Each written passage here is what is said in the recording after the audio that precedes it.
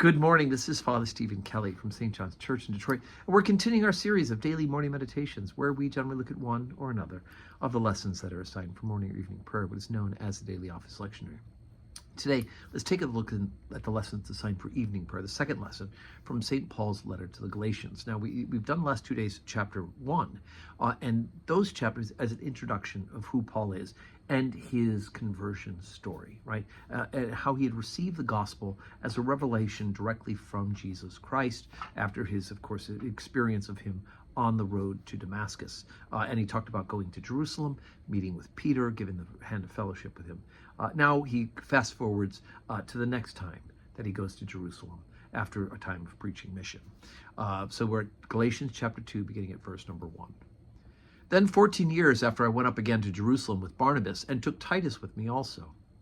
And I went up by revelation, and communicated unto them that gospel which I preach among the Gentiles, but privately to them which were of reputation, lest by any means I should run, or had run in vain.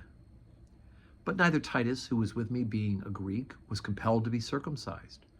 And that because of false brethren unawares brought in, who came in privily to spy out our liberty, which we have in Christ Jesus, that they might bring us into bondage, to whom we gave place by subjection, no, not for an hour, that the truth of the gospel might continue with you.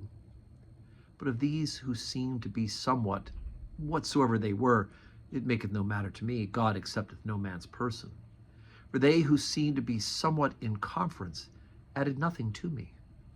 But contrariwise, when they saw that the gospel of the uncircumcision was committed unto me, as the gospel of the circumcision was unto Peter. For he that wrought effectually in Peter to the apostleship of the circumcision, the same was mighty in me towards the Gentiles. And when James, Cephas, and John, who seemed to be pillars, perceived the grace that was given unto me, they gave to me and Barnabas the right hand of fellowship, that we should go unto the heathen, and they unto the circumcision. Only they would that we should remember the poor, the same which I also was forward to do. Okay, so again, Paul is building up this story. He's already been to the people of Galatia. He already has a relation with them. He's reminding them in writing now what it is that his place is, and that is to preach this gospel to those who are not of the original covenant, right? When he says about the circumcision, the uncircumcision, he means those who are Jews, those who are members of the original covenant, as well as those who are not. He calls them intermittently Gentile or heathen. Both of those words are interchangeable in this case.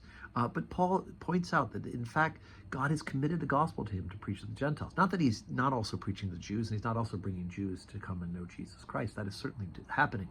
But he has found that his mission, God has set him aside for the primary mission of incorporating those not of the original covenant into relationship with God through Jesus Christ. And so this becomes an important part, and we'll deal with what Paul's going to come up to later in Galatians, where he talks about running into those who say we must become Jews first in order to be Christians. He calls them the circumcision party, and it has unkind things to say.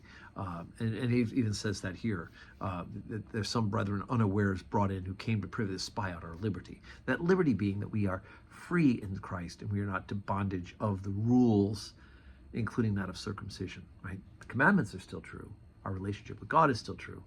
But those old covenants, those old statutes of the old covenant are now no longer binding. One does not have, our circumcision, the physical flesh, is not required for salvation. Salvation is by grace through faith in Jesus Christ. So today's Wednesday, 12:15 Holy Communion, and 4 o'clock evening prayer. I do hope that we will see you with us, come worship with us here at St. John's. If not, join us on the live stream and pray with us. And may God grant you a Wednesday, a wonderful Wednesday that is full of blessings.